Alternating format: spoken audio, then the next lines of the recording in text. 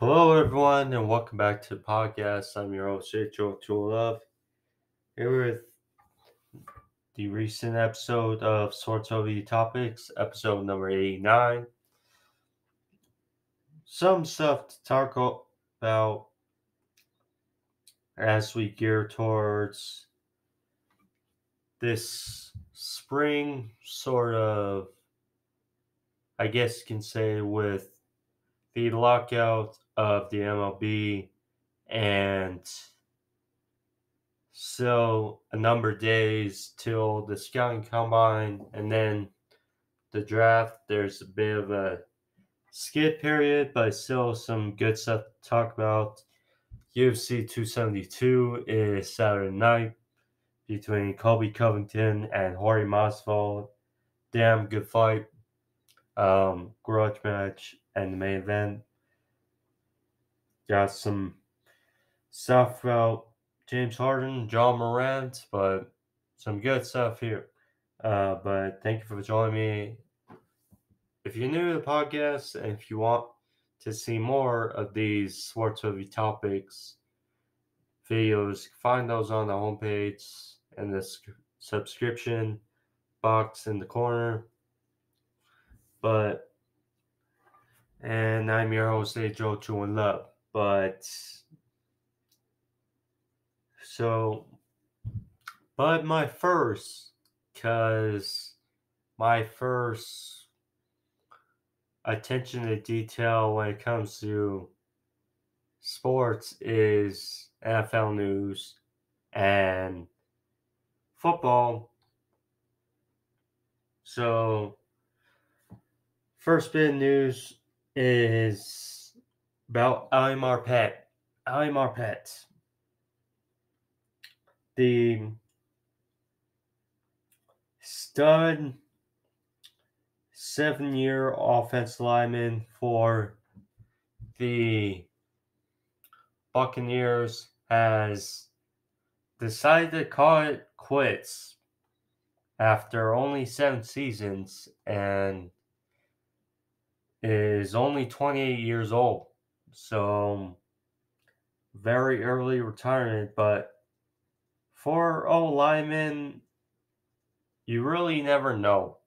That's the one position that's most hard to tell when it comes to the NFL. But yeah, they won the Super Bowl last year with the Bucs when Brady came over. Great moments.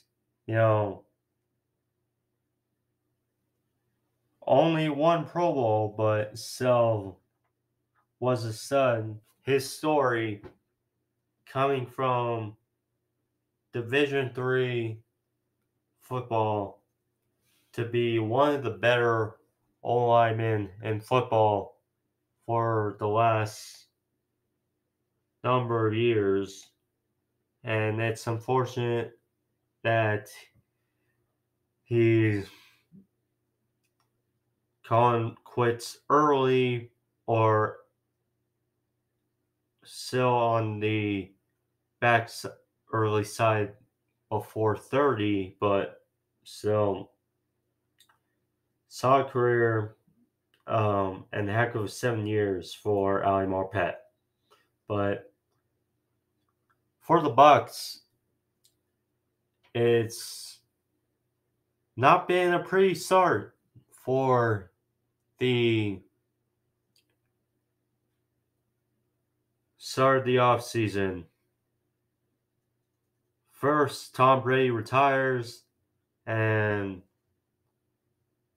well, I'm sure definitely their offseason started much quicker than they expected with that team. But yeah, Tom Brady retires. Now, Ali Marpet has called it quits. Now they have a gap. And their O-line, and that's the other thing. Jensen is also a free agent.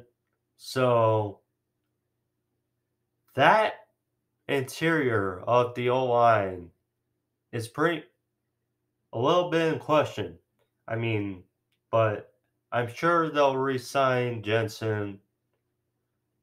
Worf's, of course, he's been great his first 2 seasons in the league. He'll be back, hopefully healthy, of course, against the Eagles in the walkout round. Did not look so good, of course, getting injured, but he'll be back healthy. But yeah, that interior they have to work on. Donovan Smith, Tristan Wirfs, the tackles, a very good two-way street on that side, but they got work to do, and we'll see. Of course, you have to evaluate the quarterback situation, and is Kyle Trask ready, or are they going after another? Because they still have a bunch of solid pieces on defense. Now, JPP, he'll be a free agent as well, but you got Tryon Shoyinka, who had a heck of a rookie year. I mean, Levante David, Devin White, Antoine Winfield. You guys, bunch of studs on defense, but I mean, we'll see what the Bucks learn. Fournette's a free agent. I mean, we'll see. But now, peering from that, UFC 272 is Saturday night, headlined by a wild affair and a grudge match, to say the least. Colby Covington versus Jorge Masvidal, two former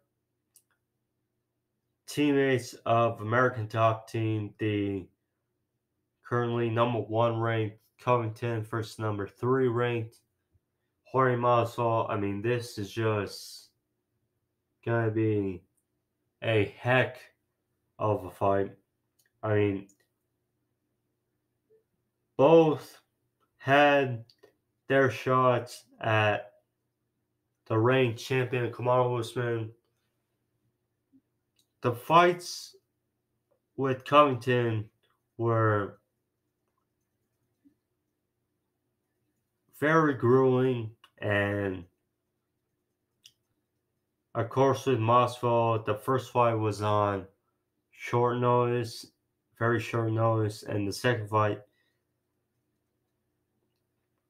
Masvidal got knocked out. But now Covington is a favorite in this fight, but yeah, both styles, both mesh, both have a bunch of history with one another. Again, former teammates, former friends. Covington,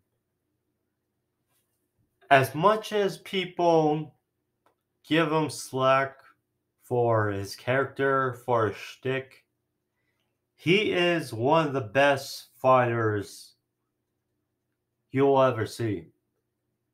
And certainly one of the best fighters right now, that's not wearing a title. And, his ground game, what he can do with his wrestling. He has good boxing, not big on the stand-up, but he can definitely mix on the feet. And,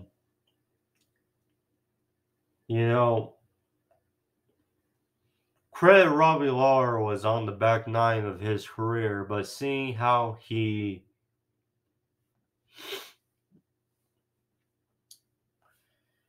shut down Robbie Lawler in that fight was just something. Just something. But, yeah, beating Woodley, obviously losing the rematch versus Usman, but Colby, you can't deny his talent. You can't deny his work in the octagon. Masvidal,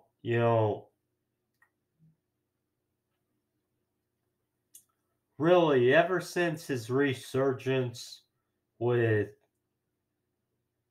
knocking out Till, knocking out Ben Askren, being Nate Diaz, I mean, he has really come on strong the last few years and definitely much better than how he was to start his UFC career. But, his last few fights, still a stud. Unfortunately, yes, he got knocked out by Usman, but Usman has power. And, Masvidal does as well. We saw him finish Cowboy Cerrone when Cowboy was on his search at welterweight. But yeah, you know, we'll see. I have Colby in this fight, but I could definitely see Masvidal getting the dub here.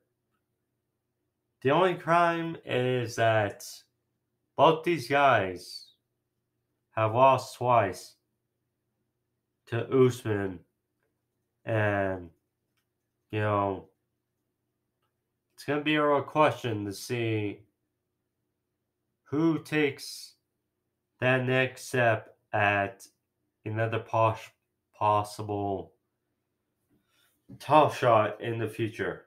But we'll see.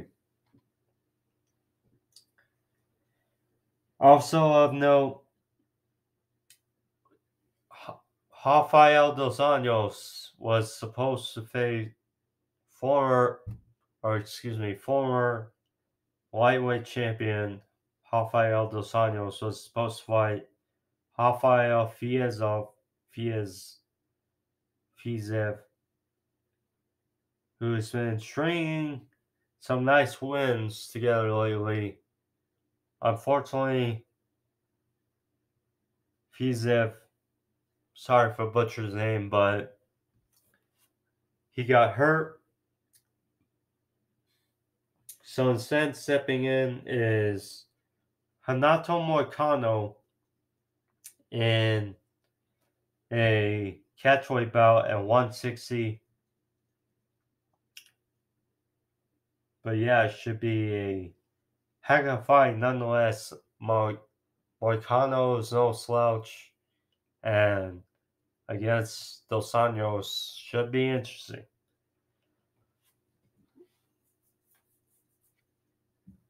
John Morant.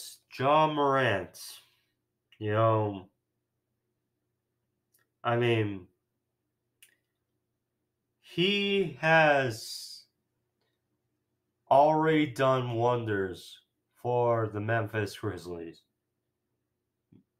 The big talking points was going into draft was about Zion Williamson, and there wasn't much talk, although there was some, but not as much about John Morant and RJ Barrett. And both have paid dividends for their respective Knicks and Grizzlies. But now, hopefully, Zion gets healthy ASAP and can fix his issues with the team. But yeah, last night, John Morant in a victory over the Knicks coincidental. Got 52 points for the Grizzlies, a franchise record for a game for a Grizzlies player. 52 points for Ja Morant. Now, I will say that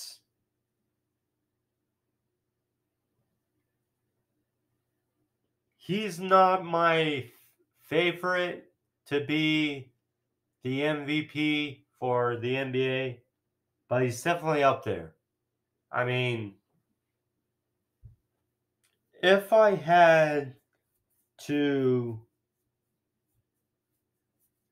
narrow down currently my top 5 for the NBA MVP currently voting, I'd say DeMar DeRozan, what he's done for the Bulls. I'd say Joel Embiid. I'd say Ja Morant, number 3.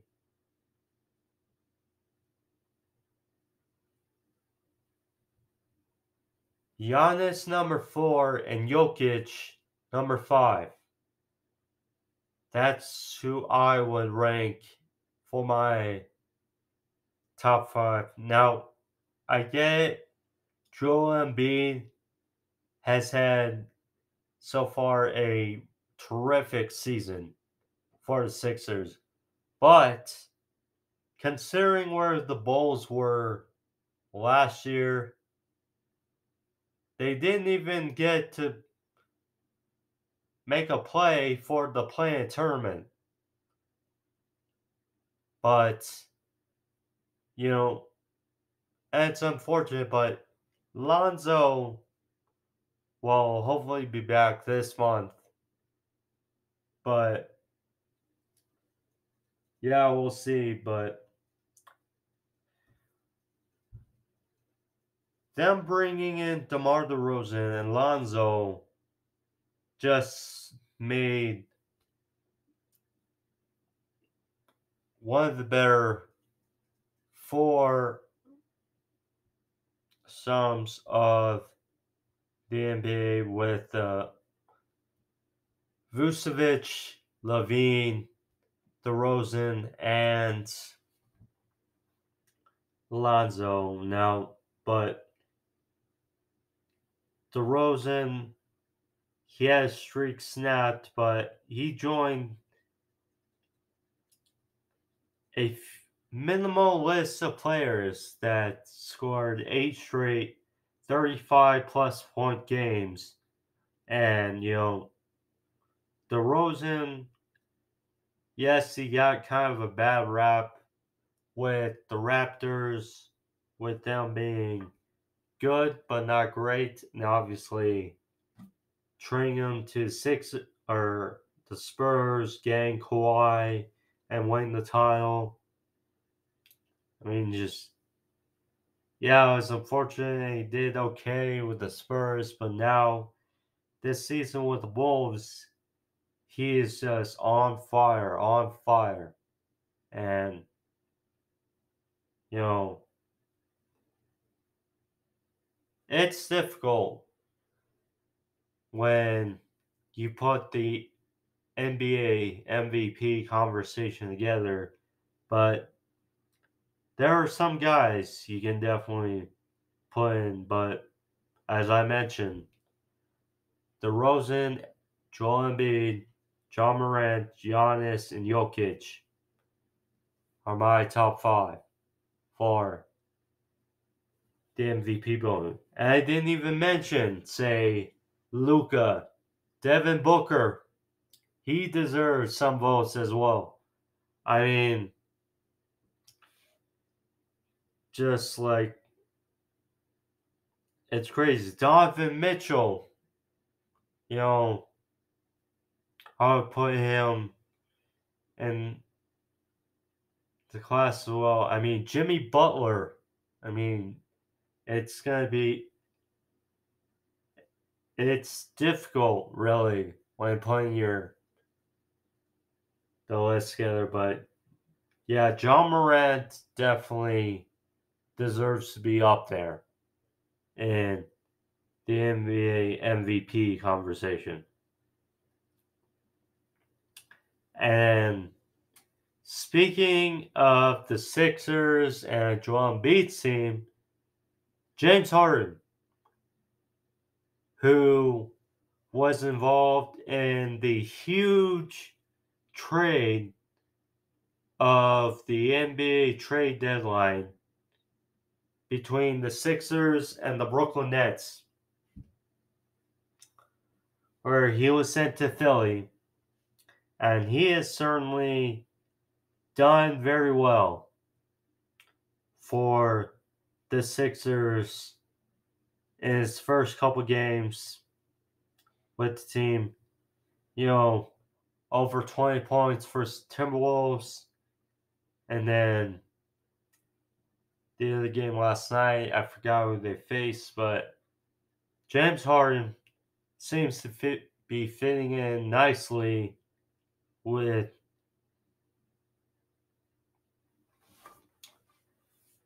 the Sixers, and here's the other thing, you know,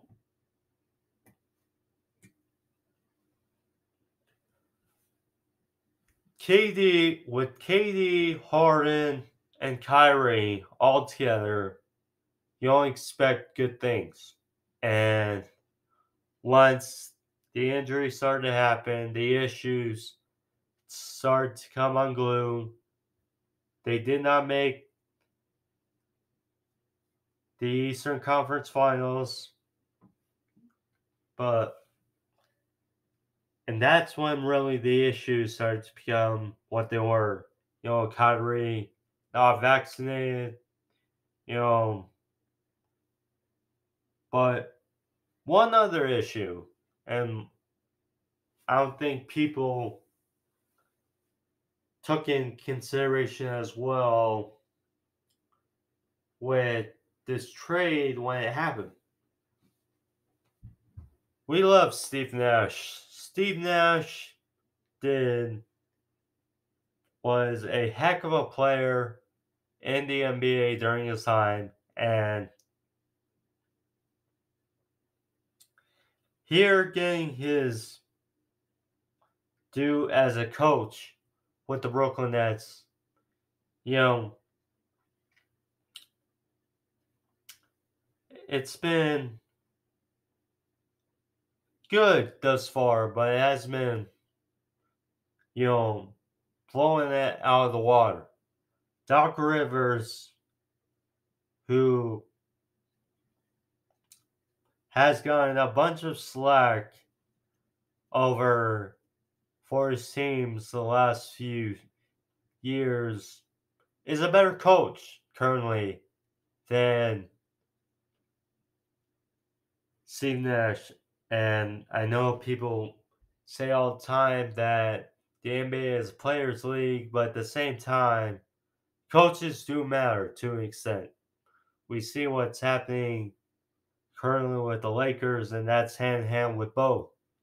Bad coaching, the players are not living up to what you think, really, and it's just gone kind of haywire.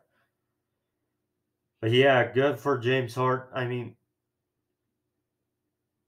the only question is because currently, right now, it seems like the Sixers are winning the trade because James Harden in his first couple games operating at high level. We still have not seen Ben Simmons play so far in Nets uniform. We've seen Seth Curry won part of the trade, and he's a solid player, but he wasn't the main that they traded for. And, you know,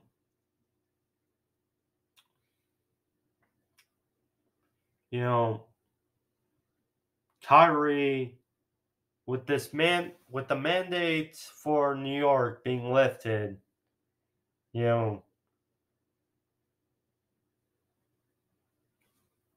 that's gonna salvage them. I would say salvage the team until KD gets back.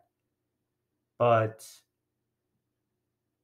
you trade James Harden for a reason, or for a few reasons. To A, obviously, like I said, salvage the season until KD gets back.